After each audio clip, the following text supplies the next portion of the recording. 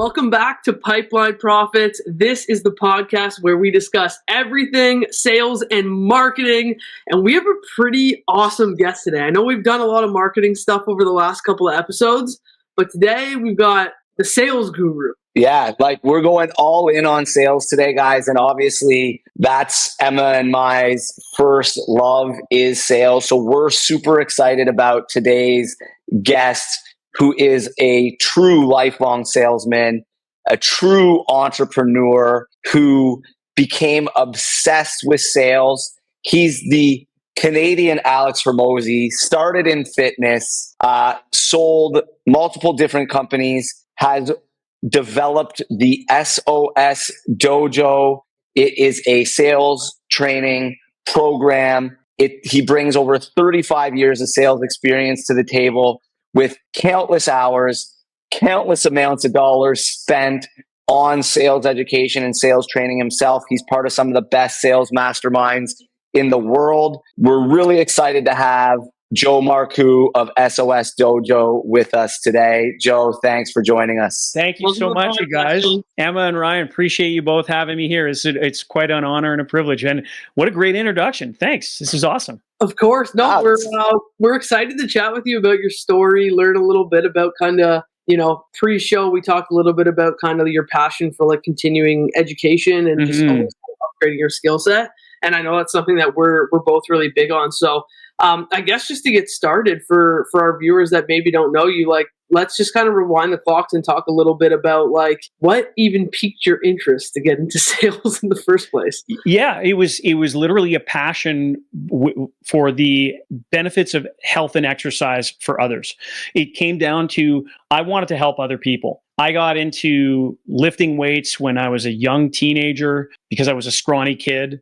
And then I got benefits from it. And then at the age of 17, I got asked to manage an exercise equipment retail store. And then by the age of 20, I opened up my own fitness equipment retail store in Winnipeg, Canada. Now, of course, at that point, I had to learn some skills to be able to get good at sales. Really what it came down to was I didn't want to be a pushy salesperson. I wanted people to buy from me. There was a difference. Because some people get that feeling of, oh my God, what just happened here? And I wanted people to really resonate with the idea that, hey, you know what? This person I got to know, like, and trust because I'm helping them with living a better quality of life through the benefits of total health and exercise. And that flows out of my mouth the way that it does because it's literally up on my vision board that I'm looking at right here. It's a mission that I've had, and it's expanded because now I want people to be confident, effective communicators to be able to share their passion with others. So that's where it came from.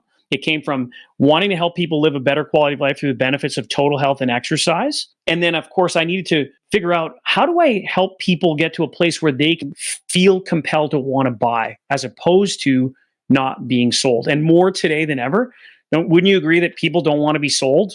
They want to buy? Oh, absolutely. Yeah. I mean, if you can switch the framing from, being that kind of like gross salesperson where you're constantly just a product pusher to a discovery, right? And then it's like, if you do the discovery and you ask the right questions, It's really easy for you to make a recommendation and to be convinced of the recommendation that you're making because you're actually providing advice based on, a proper discovery portion of the sales process, not just I'm going to sell you my highest price thing and keep my fingers crossed and hope that 10% of people take it or whatever. Right. And you said something interesting at the beginning here, like right before I got on, you said that the last couple of episodes was marketing and lead generation. And here's the thing for everybody who's watching and listening, your best source of leads is sales. I mean, that's really the metric. If you're doing a great job of sales, then you've ETR'd, you've earned the right to ask people for referrals. Referrals just don't naturally happen. I mean, they do when you delight people, and that's the barometer, that's the North Star that I really want everybody to think about. Instead of what are my sales numbers, it's like, hey, what are my referral numbers? What are my review numbers? What are my testimonial numbers? Like those are the three metrics that my company, what we measure are if we get more referrals, we get more reviews, we get more testimonials, we know that we're growing the business and from an organic standpoint, let alone what like you said, Ryan, what Alex Hormozy would also throw in. There's 7 other pieces in his $100 million leads, which by the way, great book. So you got to make sales. So obviously you got into sales at a super young age and you decided that you wanted to do it differently, right? You wanted people to buy from you instead of being sold to. Now, I don't want to like age you, but obviously at that time, there wasn't the type of sales training and there wasn't the type of mentors that are out there today that are actually preaching, selling in a different way and actually adding value to people and helping them make the right decision for themselves at the right time that's actually going to benefit them. Was there like a piece of sales training that you got when you first started that made you say to yourself, like, there's got to be a different and better way, which started you on this journey? Yep. Because I mean, I'm not that much younger than you, but I'm younger than you. And I know when I got my first piece of sales training, it wasn't helping people buy the right thing for them. It was like selling them anything you could at all costs. Yeah. So was there a piece of training or a story that happened that made you say like, hey, there's got to be a better way? Yeah. And just one of the things that I continue to tell people within my own live program in the dojo, I tell people, hey, listen, take my information like spare ribs. You're going to keep the meat and throw away the bone. So you don't have to agree with 100% of the things that I believe in. I believe in what I'm offering. And in some cases, I'm going to give people information and I'm going to even tell them, now, I don't personally do this, and yet we're going to train it today because you may like it. And that was something that wasn't happening. So I'll give you an example. Chet Holmes had a program that everybody raved about, and it was good. There were pieces of it that I didn't agree with. And I think that's important for anybody who's watching or listening to this right now. You've got to have an open mind and go, okay, what are some nuggets? What are some of the liquid gold that I can take from that?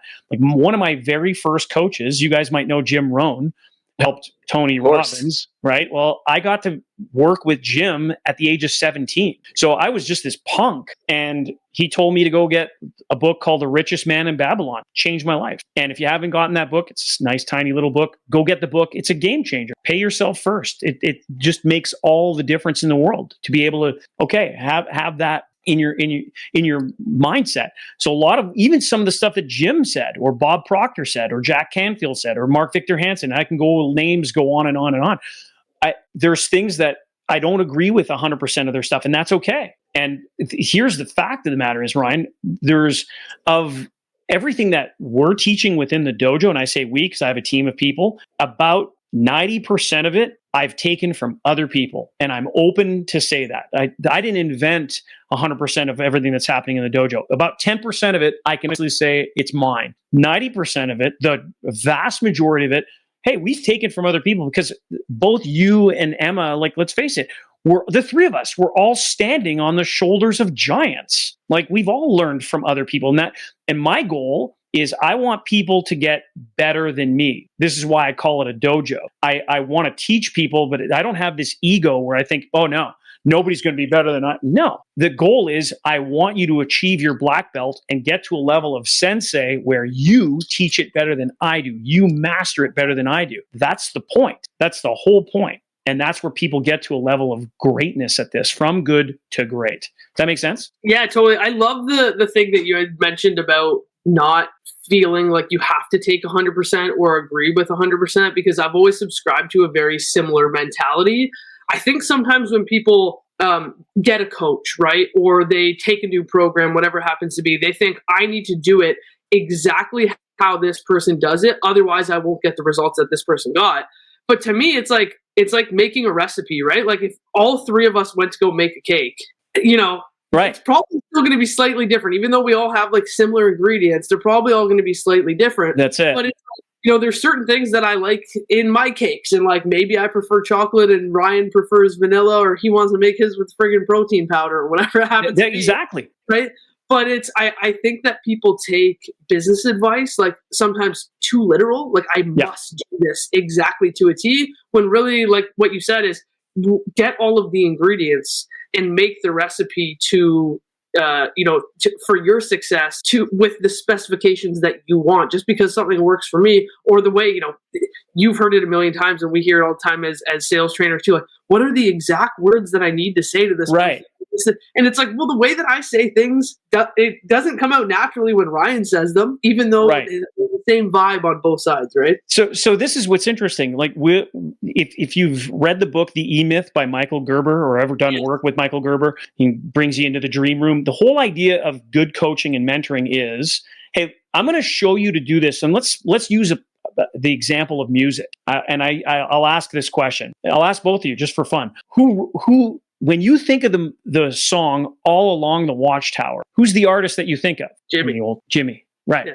So Emma goes, yeah, right, it's Jimi Hendrix. We think of Jimi Hendrix. Who wrote the song? See, the assumption is Jimi Hendrix, right? Yeah. It's a Bob Dylan song. And this is what's interesting. So Bob Dylan writes this great song. Jimi Hendrix takes the notes of the song and he learns the notes. What he then does is he gets rid of the sheet of notes and he plays the music. And that's the beauty of what we're doing. You and Ryan are doing what we're doing in the dojo is we give people scripts. I need to handle this objection. Okay, well, we use a two-step process. Acknowledge and ask a question. I'm going to put up the acknowledgement and the question of how to deal with it.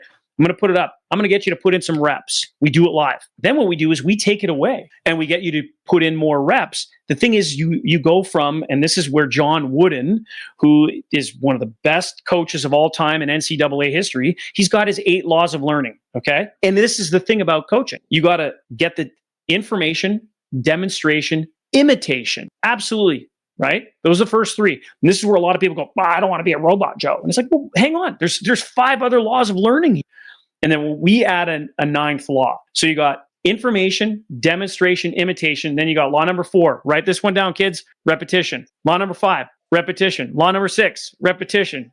7, repetition. 8, repetition, right? You're with me. Law number 9 is authentication. So you get to that point like Jimi Hendrix where it's like, hey, I'm now adding my flavor, my ingredients to the cake, my ingredients to the song so I can play the music. And that's where it really gets interesting. So you've got to learn it, the basics, the foundation, you do the reps, then you throw away the script and you play it on your own. And that's how it should be in your discovery process. That's how it should be in your objection handling, and then it should be in your pitch. In being able to take all the different pieces from different courses or different programs or different authors, whether you like them or not. Yep. How much do you think mindset plays a part in that? And where do you think you were able to develop a mindset that allowed you to do that at such a young age? So mindset is, I like to ask this question, especially in the fitness space. It's like, what's the most important set? And people go, what's the 3rd set? And it's like, no, it's mindset, right? That's the trick question. Feel free to use that, you guys. So what is the most important set? It is your mindset. So Ryan, great question. And within that mindset coaching, we actually have some mindset coaches within our program to allow people to work on mindset. And there's, I've got Rusty, who's one of our mindset coaches. We call him the woo-woo guru, because some people don't realize that, and this is the stuff that wasn't necessarily available to me when I was younger, or my mind was closed to it. And whenever I met someone who was uber successful, eventually out of the woodwork, the truth would come out that they were doing maybe some hypnosis work, maybe it was neurolinguistic programming work, the true sense of going back into your timeline and working out some of the old limiting beliefs that we have. And sometimes it's just repetition. You just got to do the reps and hammer that old stuff out so you can put in the new stuff. So Ryan, yeah, mindset is by far the most important set. And this is where some people get into a slump. We've all experienced the sales slump. The question is, how long do you want to hang on to that for? Yeah. And, let's face it, I think we all want to just get rid of it whenever we can. And there's some people that just don't, because they refuse to shift what's happening here between the. Yeah, my question actually goes on to piggyback off of Ryan's question, because you were talking about what did you call it? The 9 laws of. Yep. What was it? 9 laws of learning. 9 laws of learning. Okay, so my question is, where do you think people get stuck? Which law is the one that they get stuck on the most? Imitation is the one that that one right at that moment. What they want is they want the information. And then they go, oh, well, I don't want to do it that way. Yeah. My way is better. And then the question becomes, well, okay, what are your results? And then putting in the work. So you can put in the work a couple of ways. You can read the book, Go for No. and go for 500 no's, that kind of mentality. The challenge with that, of course, is that you got to have exceptionally thick skin. Doesn't mean that you won't have it. It's just you'll eventually get there. And then, of course, it comes down to how much time have you got? So I like to ask people, wouldn't it be great to be able to time collapse the process so that you could actually learn a place where it's safe to make mistakes? That's why the logo of the dojo is this. It's a sign of respect. You come in, you practice live with other people. Nobody is here to make you feel bad. Yes, you're going to make mistakes. We're going to course correct real quick.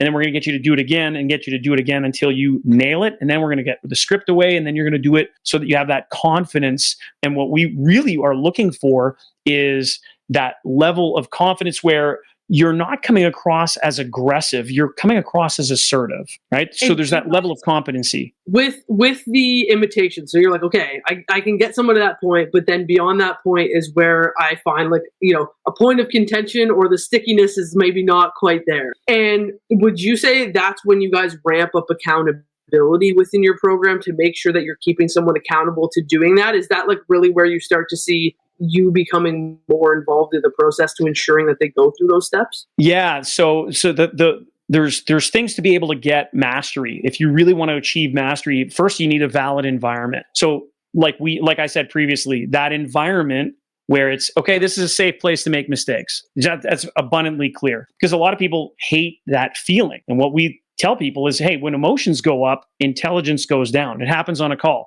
Some people come to a place where they know that the objection's coming, and all of a sudden their energy drops, which is horrible. I mean, if mindset is going to be important, then skill set and heart set play equally important roles within those centers. So first, you need that valid environment to be able to practice. Then you need to have multiple quality repetitions. You can't just haphazardly, do some reps and not care. That's why you need the third thing you need is timely course corrections. So you have what we call a black belt or a sales sensei that's going to get you to stop, and we're recording everything. So it's like, hey, go back on the recording and watch how you did it, listen to how you did it. And then finally, it's deliberate practice. What I mean by that is you need to have the practice where you're not doing it with a white belt with a white belt, like a rookie with a rookie. You're just going to create bad habits. Get together with people that are better than you are, that are at a level where it's like, I'd love to get there. I just recently spoke a couple months ago now, because I was away traveling in Europe for the last 5 weeks. Right before I left, I was in Oakville, not too far from where you are, Emma. Yeah. I was asked to go speak at a real estate networking event, and the message that I had was proximity is power. Like, for those of you that are listening, you want to get around people like Emma and Ryan, because these people have knowledge, and you got to pay to play. So to pay to play so that you can get around knowledgeable people, successful people. So it's like, yeah, I want to be around these people. And I use the example, if you want to get in touch with Grant Cardone, you're not going to email him and get a reply. Like, it ain't happening, right? So you got to pay to play, and that's okay. I mean, because that's how you time collapse. Absolutely. I mean, getting in the room or paying for that proximity, I know is the highest ROI of, from an investment standpoint, that I've ever gotten my entire life. Yeah. Because we were connected through Corey, and it's those dominoes that continue to fall from investing in getting in a room years ago and developing that relationship with Corey still pays dividends until today. And I think people do have a short-sighted mindset or mind frame around that. And it's like, well, I don't, if I'm going to spend $500 to go to this conference, how do I know it's not going to be a waste of money, or that I'm going to get my money back? And it's like, don't. It's on you to be able to get in the room and then make the most of it. And so I think it's like people forget that second layer of it, and they expect, because somebody else is throwing the event or whatever that happens to be, that it's on that person to get them the return. And it's like, no. I'm giving you the environment, like you had mentioned before, and it's your job to cultivate the best, the best out of that environment that you put. And it's interesting, Emma, because a lot of people don't even know how to create that sense of, hey, I want to get to know you. They go in and they're pitch. you've got to earn the right to pitch. So how do I become, that intriguing to someone? What do I do to be able to have a good elevator pitch without sounding pitchy? Because ultimately, if you go to a networking event, people are playing the Las Vegas shuffle. Like here's my card, and they're doing this, and people are just like, whatever. And I mean, you're going to file it under G, right, for garbage. So. Yeah, truly. So I would, I'm going to give you and your listeners a quick blueprint for a great elevator pitch. So it would be, somebody asks you, hey, so what do you do? So the answer is, well, first you acknowledge them and you say, well, I really appreciate you asking. And then it's picture this. So it's picture this. Tell them a problem. Picture this. Somebody who wants to be able to offer people a great product or service. And unfortunately, every time they get to the end of a call, they get into objections and they get flustered and they don't know what to do. So it's picture this. And now imagine you find somebody who's an expert who turns around and helps you time collapse the process of overcoming objections like a master. Then the last piece is, who do you know who? 5 words, right? So picture this. Now imagine, who do you know who that would be interested to be able to become a master at overcoming objections? So now that's just an example, but you could use that blueprint whatever your business is. And so what you're not asking that person, although you are, and you have to make it intriguing enough. It's like, well, that's curious. Yeah, I know somebody, because you're at a networking event. So I find it interesting. Like if I go to a networking event, I want to meet 2 people. That's my goal. I want 2 people. That's it. I don't go because I want to build a relationship. You can't do it in 30 seconds. You got to do it over time. I love that framework. So picture this. Now imagine, who do you know who? And then fill in the blanks thereafter. So you mentioned, that being a great framework for, you're in the middle of a conversation and somebody asks you, hey, Joe, what do you do, kind of thing. Yep. Now, I think the more challenging situation that people sometimes find themselves in that they would like to be in more often is being the initiator of those conversations. In that circumstance, it's like, it's great. I'm already involved in that conversation, which is awesome. Now I know how to deal with it while I'm mid-conversation. Do you have any tips or tricks on how to initiate a conversation at a networking event with somebody you don't know? Yeah, just literally be curious. And you got to step out of your comfort zone. So let's just be clear. You're not going to have people randomly come up to you if you're sitting down and you're at a table and you're doing nothing. Your body language is going to tell you everything. As you can tell right now, I'm standing up, and I can tell Emma that you're standing up as well. So that changes your energy, which is important because energy can be attractive or it can repel. If I was, arms crossed and just looking and not saying anything, not cool. So if you're standing up and let's say, for example, you have an affinity for, I don't know, watches, or you notice somebody's wearing a fitness bit, like a Fitbit or something. Ask a question. Just open it up. Like it doesn't need to be this line. Look for something that you can start to build rapport. That's it. It's like, hey, that's a cool watch. Where'd you get it? Or if you notice somebody, like if I see somebody who's like got a cool haircut, or find tattoos to be something fascinating. I've got a daughter who's 32. She's a tattoo artist. So if I see somebody with ink, I don't have ink, by the way. And I always tell people this, I know myself, if I get one, I'm done. And it's great because tattoos are very personal. So I see somebody with just a hint of ink somewhere and I'm like, so I got to ask and I say it because my daughter Brianne is a tattoo artist. So I got a daughter who's a tattoo artist. She works at Ink Noir in Winnipeg. I gotta ask, what was your first piece of ink and what made you do it? So it just opens it up. So there's a variety of things that you have to have interest in and you have to be honest and authentic. I think we can all agree. Like, have you ever encountered somebody you could just tell like they're just looking for dollars as opposed to building a relationship? Like yeah.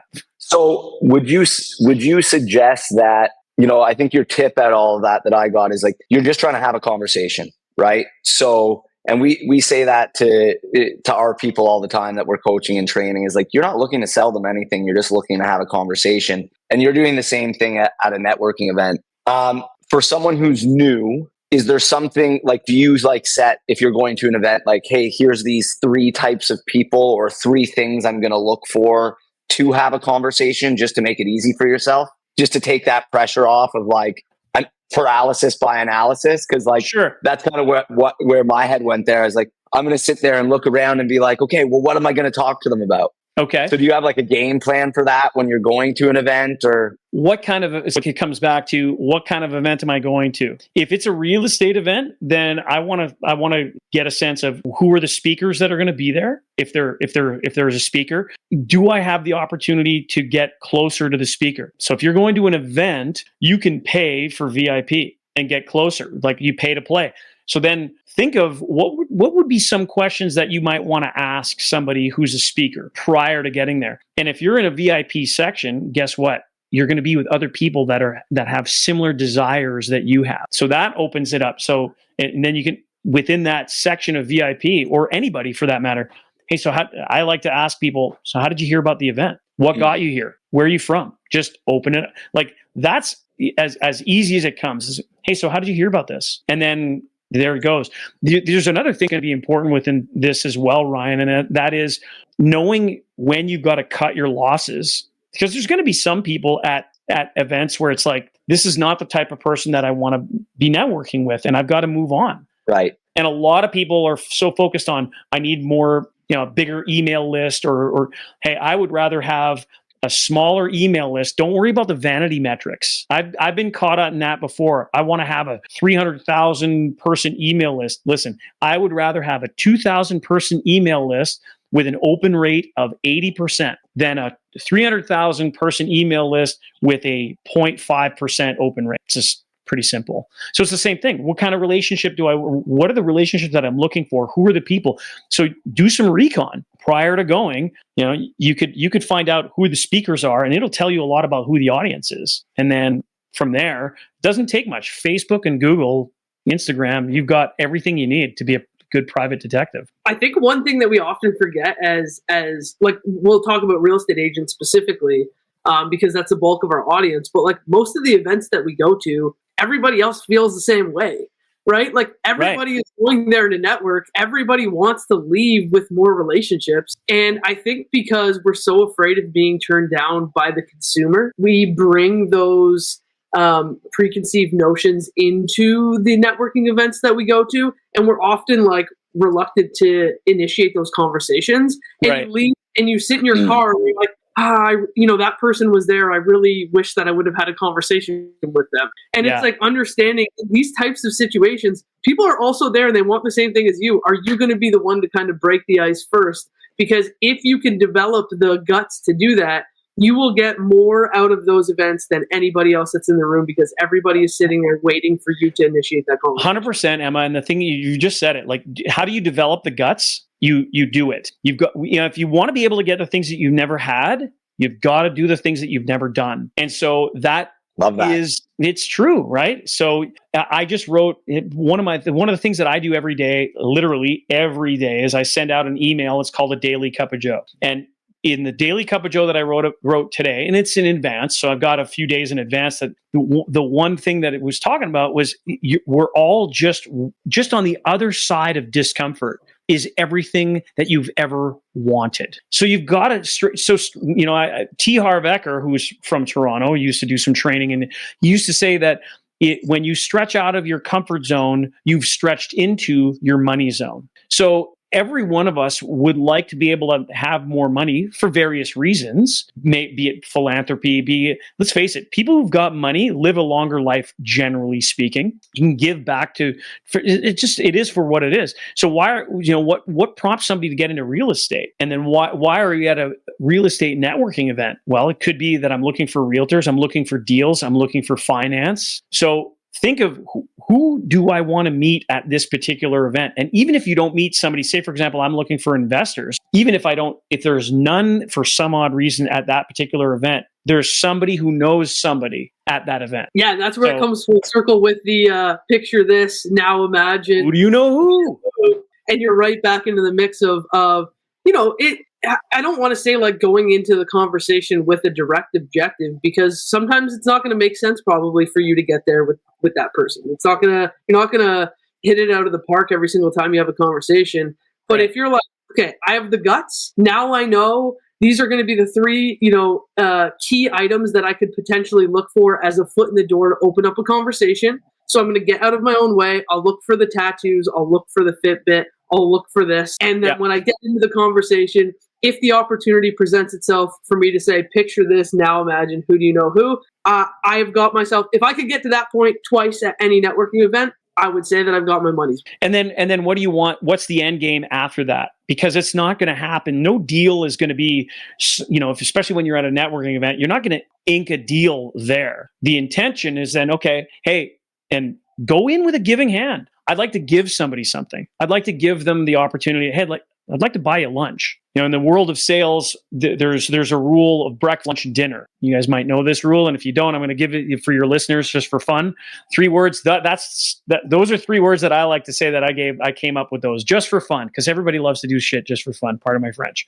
So just for fun, here it is. Okay. So the breakfast rule is it's 90% business, 10% personal. 90% business, 10% personal. The nice thing about breakfast is you can have just coffee and you can get it done in about half an hour. So when I used to do business to business sales, it wasn't uncommon for me to have breakfast at 7, 8, and 9. I'd have coffee, an actual breakfast, and then coffee again. And I'd have 3 meetings all in the morning, right? So breakfast, and again, breakfast is cheap. So it's great to be able to say, hey, I'm going to buy you breakfast. Love to get together. And it's mostly business, 10% personal. Lunch, it's a little bit longer, and it's a 60-40 split. 60% business, 40% personal. Dinner is hella expensive. Unfortunately, it all can get involved, which can mood alter, can be dangerous. And it's a 90-10 split. It's 90% personal, 10% business. So the suggestion is, if you're networking, breakfast and lunches. Coffees are great as well. Just keep that in mind. Coffee's usually, if you're really into fitness, it's a morning thing. So I love that. That's such a great rule to guide the conversation and understand when to, I think a lot of people just automatically go for the dinner thing because it's like, oh, it's probably the most convenient time for you. But like you had mentioned, it is more expensive, probably more distractions, like a lot more stuff kind of going on. And then when alcohol gets involved, sometimes it's like, are we crossing a weird line? Yeah. And I do really like the thresholds that you've set for being able to have better intentions around like the time frame. Not only in terms of like the duration, but if it's a breakfast or a lunch. Be patient is really what it comes down to. If I can be patient with the process of building a relationship, because we all have heard KLT, right? Know, like, trust. Well, how do I build know, like, and trust? It takes time. So would you, as soon as you brought that up, my mind just going to like, I'm going to be dinner for rapport building, right? Breakfast for asking for business once rapport is built, and then lunches for relationship maintenance, where it's like some business and some continued rapport. That's just where my mind went, right? Like, I need to build that relationship. Maybe it's dinner first. I feel like I'm at a place to ask for the business. I'm going to ask for breakfast, and then future business and relationship maintenance is over lunch. Like, that's just where my mind went and how it would work. But I'm just giving you my experience here, Ryan. Take the information like spare ribs, keep the meat, and throw away the bone, right? What I found in my experience is that it's given me the opportunity to be able to have very small everybody's going to have to eat. And most people enjoy a nice warm beverage in the morning, even if you're not a coffee drinker. So if you meet somebody live, as opposed to, and by the way, I've done plenty of Zoom meetings over coffee and set it up at here's another little trick. You can set up your meetings where it's a 15-minute meeting. I just want to sit back and have a beverage with you. Well, the nice thing about a 15-minute meeting is you can create the window of 15 minutes, set yourself up for that 30. So the meeting, for those of you that are having a hard time booking appointments with people, the likelihood is because you're booking your appointment way too long. So, there's the metrics are lead, set, show, close. Well, how do I get people to set an appointment?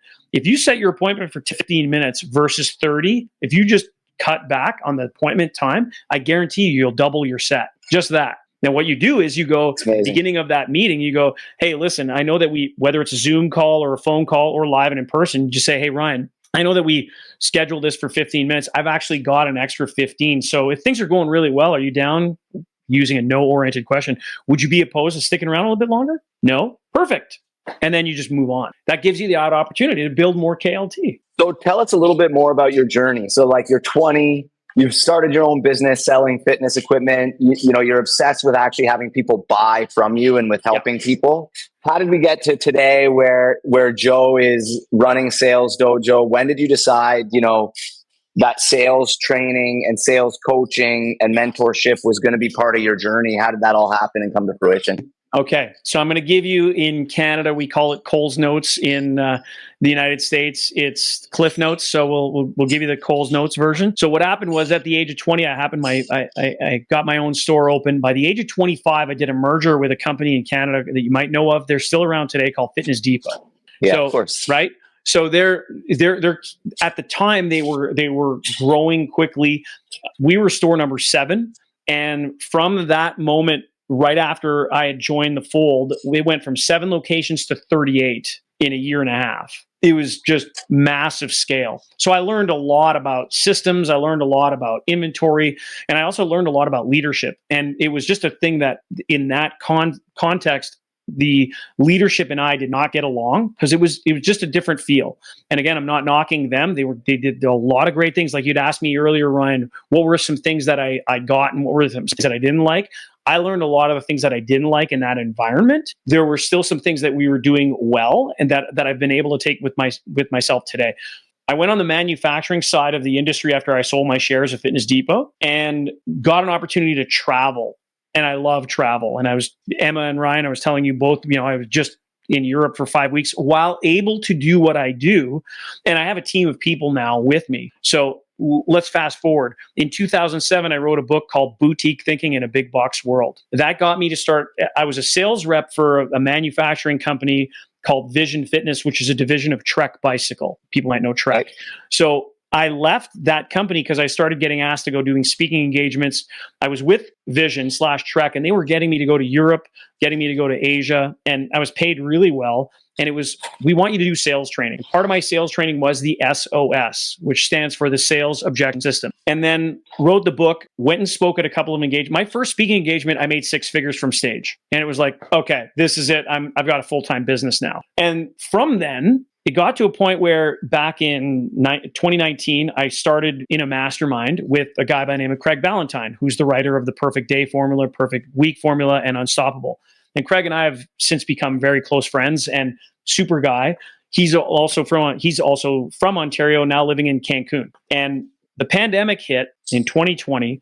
I'm in Washington, D.C. I have 144 days of travel and booked for 2020, and I'm still an army of one. And the problem that I was running into was I was an army of one. I had a VA. I was an army of one. If I didn't go and travel, and if I didn't go do the sales training, I wasn't making money. So guess what? You got to go home. The book's getting closed. No income, right? Like, can't travel. So the fit was hitting the shan.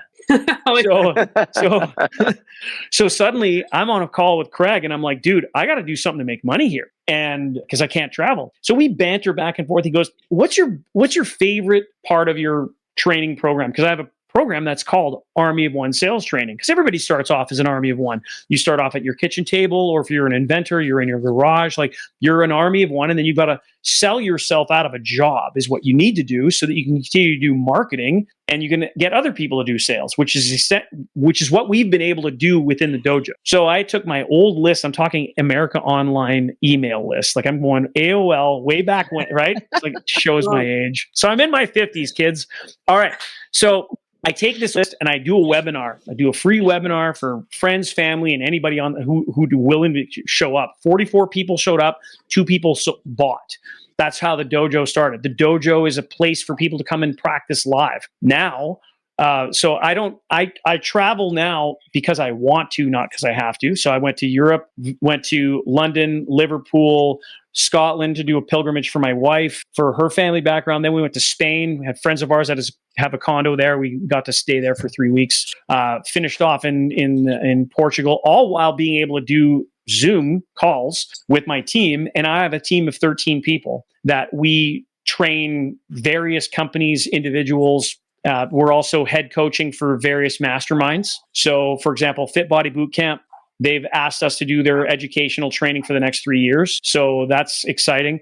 A guy by the name of Charlie Johnson, he's got a big mastermind that I do 2 calls for him every week. Craig Ballantyne sends me, these are examples of referrals that I got. Craig is a client. So yeah, it's, and I've got people in the dental industry, not just the fitness industry, dentists, which is crazy, sleep apnea, people that do mindset coaching. In fact, so yeah, it's been wonderful. It's been wonderful, and helping people. I mean, at the end of the day, we're helping people. Does that give you a sense of what we're doing? I have so many questions. Yeah. I feel like I could probably talk to you for 5 hours after that. Have me back. I'm happy to help, for sure. We have to get to the objection. We got to get to the objections for sure. Let's talk. Let's go. Before we get to the objections, I want to ask you one thing because I think it'll lead into it. So, COVID happens.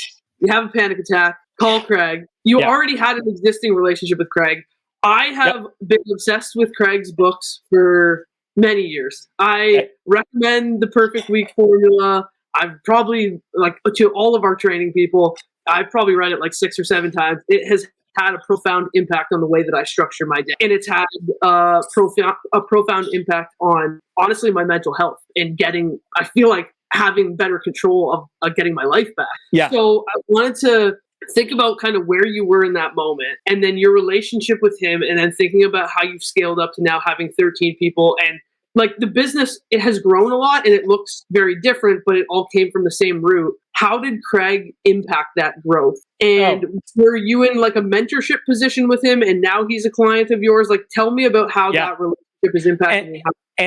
So I'm still in the mastermind. So what ended up happening was I was like, listen, I've got to be able to grow my business and I need a business coach. And Craig is known as the godfather of discipline, which I'm a very disciplined person. I've done competitive natural bodybuilding. I was Mr. Natural Canada. I'm looking at one of my on my desk back in 2013. So, I mean, like we're going back 10 years. I've been lifting since I was 15. And so, the discipline of, counting calories and everything else. Craig was able to do certain things to be able to add little pieces that helped me get more disciplined. And let's face it, discipline is freedom. That was a hard one for me to really sink in, like that belief of discipline is freedom. And it is. And like we said earlier, doing the hard things makes life easy. If you do what's easy all the time, holy moly, does life get hard. So you've got to embrace the difficulty. And so Craig was able to help me in on that. And he's Mr. Stoic and he has no problem having tough conversations with people.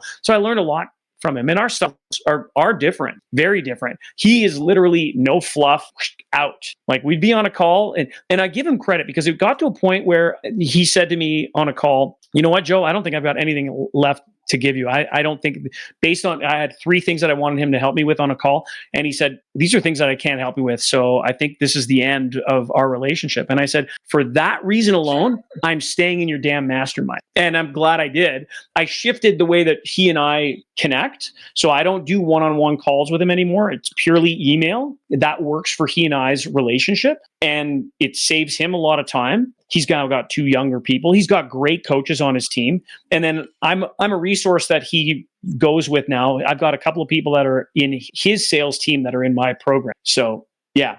And yet, I mean, I pay him, he pays me. There's no contra deals or anything like that. And it actually makes sense because those that pay attention. Yeah, so, I love it.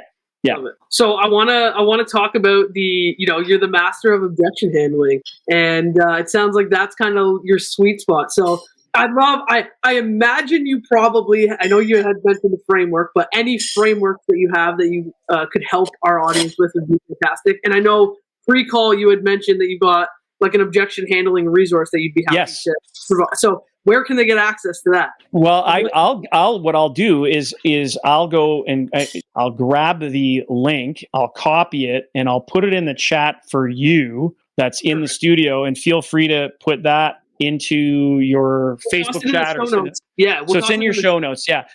And what it is it's the book itself is a cheat sheet. If you want the ultimate objection handling cheat sheet, I've just given it to you. And ultimately it's your sheet music. Now, this is 7% of the solution. The way that we communicate, it's true. 7% of the way that we communicate are words. 38% of the way we communicate is tone of voice. So if you're using the phone, then you're using 45% of the way you communicate. 55% of the way we communicate is body language. So ever since you were just a baby and so you've been looking up at mom or dad or whoever's been cradling you, right? You didn't understand a word they were saying. You could hear the tone, and it was usually very musical. And you could see that comfortable very safe place. So there's 3 words that we like to use in the dojo. It's like, we got this, right? And I just go, we got this. We got this, right? And when you feel that, because that's something that can be felt. So what I've given you as a resource is 7% of the way that we communicate. Great place to start. Then where we go from there is practicing tone. And so when you think of a buying conversation, there's a roadmap that we believe in the dojo. Our team, we look at, okay, you have to have a compelling offer, a reason for enough for somebody to go, okay, I'm going to book a call, or I'm going to get together with you, or I'm going to meet with you. Then it's the next step is in our AIM program, and AIM stands for Align, Inspire, Motivate, and Empower. And that's AIM in French is M, which is love. And isn't it interesting, right? You need to when you get to a point where you go, I love this person, then they're going to buy from you. So you build rapport. So you build rapport. When we practice the rapport building process in the live AIM calls, and then discovery. And Emma, you mentioned discovery. Well, most people, they don't have a clue how to discover. They just want to get to pitch. So what questions can I do? Because here's the thing about discovery. And Jeff Burlingame, who's one of our sales samurais, he's actually one of our sales senseis. He nails it down. He's the guy who spearheads our AIM program. There's 2 things. There are 2 ingredients that you need to make sales. And if you're missing out on either ingredient, you will not sell people because they won't buy from you. Okay. Ingredient number 1 is desire. And asking, this is where people make the mistake. They ask why-based questions, and why-based questions are too intrusive. So our suggestion is, how do you take a why question and flip it to a what-based question? Just start off with a what-based question. You need to ETR, earn the right to ask why later, so that you can earn the right to pitch later. So you need discovery, right? You need desire. And the other thing that you absolutely need is urgency. If there's no desire or urgency, there's no sale. Okay. So what we do is, and we want to be able to help people get SMART goals. If you can, on your discovery process, figure out what their problems and goals are, and if you can get 3 of them, then it's like, okay, and what's a SMART goal? It's a specific, measurable, attainable, realistic, and timely goal. If you can get those in place, then I'll tell you what, you could literally eliminate objections before they happen when you do it right. Is that your like, would you say that's kind of like the not secret sauce, but like that's one of the things that really sets a great salesperson apart from an amateur, is being able to diffuse the objections before they're presented? Absolutely. Absolutely. Now, the thing is there's also a thing about pacing your energy, right? You start off in rapport. If they show up at a level 4 energy, you got to show up at a 5. If they show up at and you better show up at a 9, and keep turning the volume of your energy level. You got to turn that up, because once you get to pitch, this is where people make the mistake. They pitch and then they got to mention price at the end of the pitch. And when they mention price, sometimes the amateur, the body language just tells us, it's dials the way down. Oh my God, you just lost me. And then when you got to overcome the objection of, wow, that's expensive, you've got to still have that energy. And it's like, and the body language tells the difference. And this is where it gets really interesting. Most of us are active listeners, right? I'll give you guys an example. And for those of you who can see me, you'll see what I mean. When an active listener does a lot of this, oh yeah. And I'm a big believer in taking notes, right? So I'll write down, okay, pipeline profits. Okay, so Emma, Ryan, okay, leads and sales. We talked about this. You mentioned this at the beginning. So I was writing down these notes. Now, here's the thing. If just by you seeing me taking notes, that's huge. 55% of the way we communicate body language, people don't care about how much you know until they know about how much you care. So the nice thing is you're asking questions and you're taking notes. You can refer back to your notes when you have to overcome objections. Okay, so that's in and of itself, it boggles my mind. The other thing though is the people that are always actively listening and they hear it's expensive, they do this. Oh, well, thanks for letting me know how you feel. What does this really mean? Yes or no? This means yes. Yeah, for sure. So, yes. So if you are actively listening, doing the thing that's polite, you're sending a mixed message. The picture and the sound don't match. Holy crap, that's a lot of money. Well, thanks for letting me know how you feel. What exactly are we comparing this to? Now, those are the 2 steps. Your body language is saying something wrong. So what we need to do is we need to reprogram, because this is the way that we suggest that people do it. Somebody says, wow, that's expensive. You've got to stop and go, well, thanks for letting me know how you feel, Ryan. I'm just curious, what exactly are we comparing this to? And so what I'm doing is I'm saying, no, it's not. And then when your head goes from the authority mode and you tilt by 15 degrees, you go into empathy. And how can I prove this? We got this. It's empathy. So, and you've seen this ever since you were a baby. And so when you ask a question and you tilt your head and you watch people, if you start observing people, you'll see this. Now all of a sudden it becomes, how do I create this as a habit so that you develop unconscious competence, which is the goal for us in the dojo. We want to help people develop that level of unconscious competence so they know what to say, and more importantly, how to say it. That's the key. So when you know how to say it with the right tone and the right body language, then you have this level of confidence with unconscious competence so that you're actually hoping for objections. So when somebody says, I need to go speak to my spouse, which of course everybody freaks out with that objection, you'll know what to say and how to say it. And it's in the book that I've given you guys, the how to say it, we practice it. And that's why people join the dojo. Does that make sense? Yeah, I love it. Totally.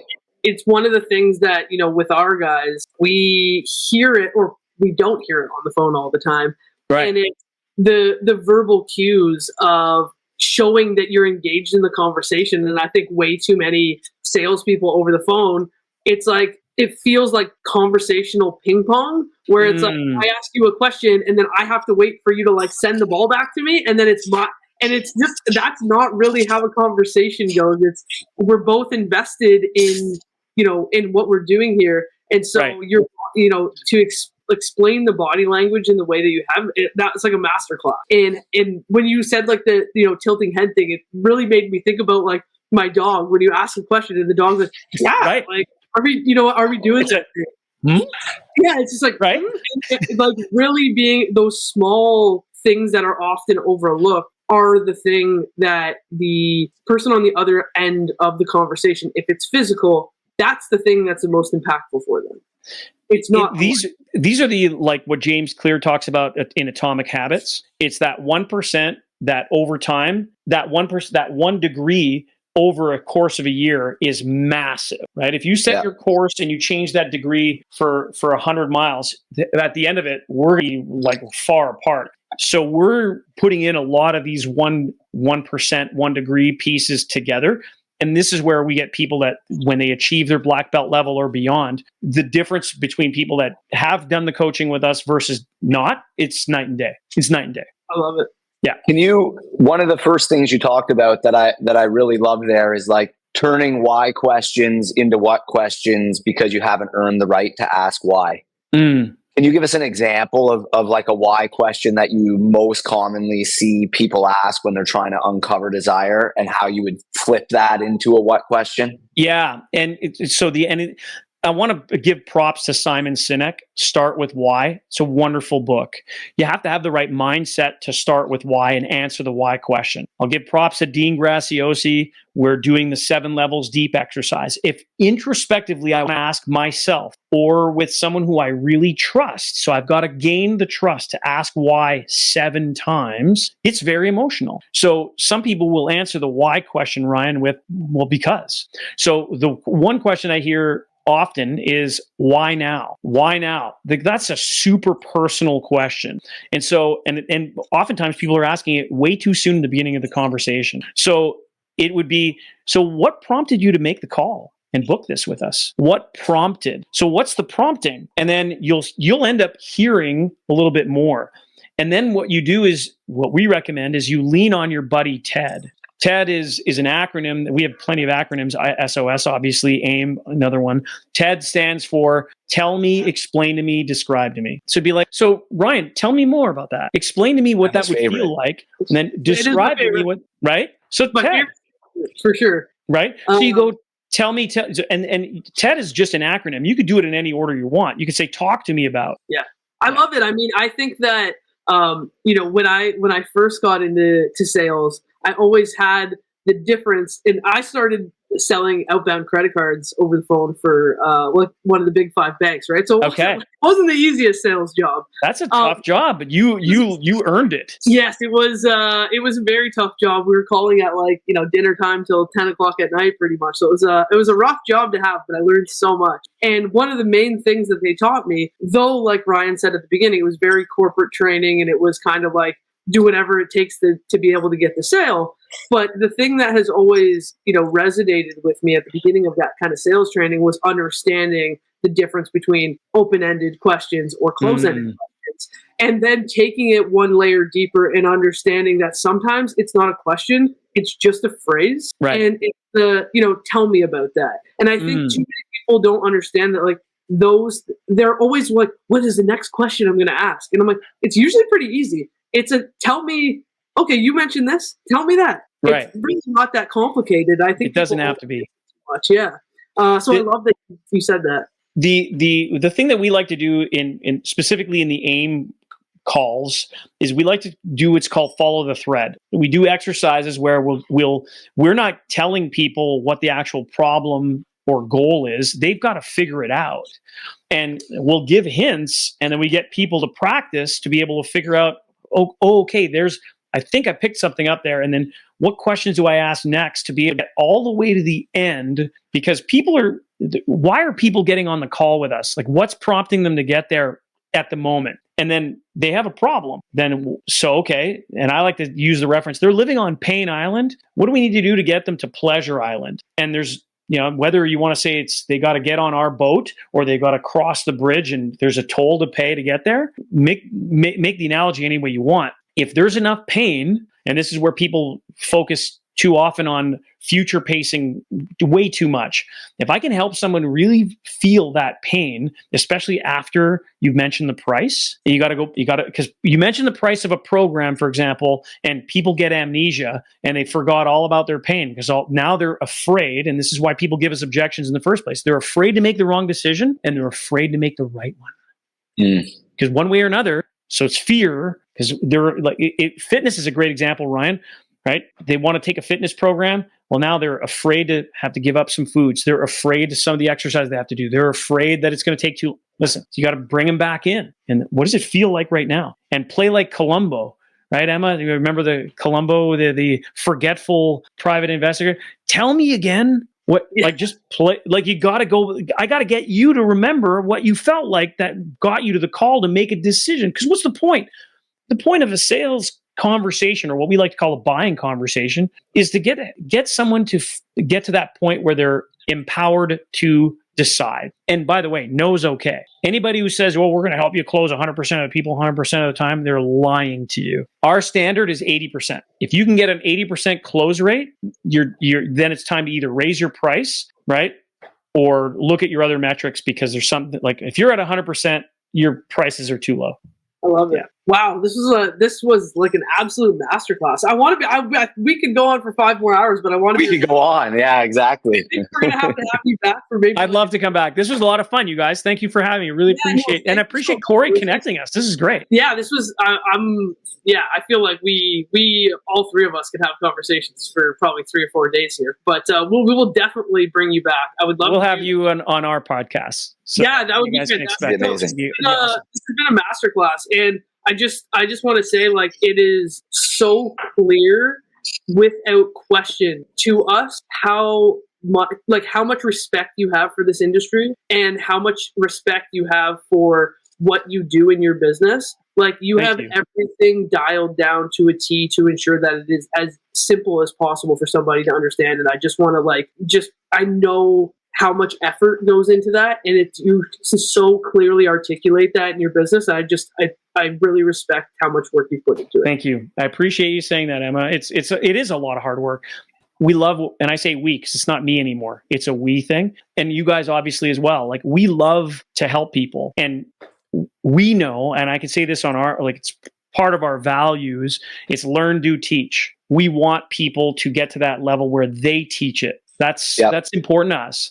So like for us, our values are very quickly is learn, do, teach, alignment. In other words, if it's not a hell yes, it's a hell no. Care, because we give a bleep, add the word that you want to put there. Courage, because it takes courage to make mistakes. And then finally, ownership. Those are our 5 values. Yeah. Amazing. Well, thank you so much, Joe. This is honestly, it's been a masterclass. It's, I feel like you have a ton more to share. So everyone, if you want to hear more from Joe, check him out at sosdojo.com. Is there a place to follow you on social media, or is there anything else you want to drop? Yeah, I'd love for people to visit me. You can find me on LinkedIn at Joe Marcoux, or Instagram. You can go at SOS Dojo, or just look up Joe Marcoux and you'll see SOS Dojo. Follow me on Instagram. Lots of free stuff, lots of good content. It's absolutely there. We're there to give it to you. Love it. Yeah, guys, and we're going to drop the objection handler in the video notes here, so you guys can check out the free objection handler from SOS Dojo. Thanks so much, Joe. My pleasure. Thanks, guys. Cheers. Talk soon. All right.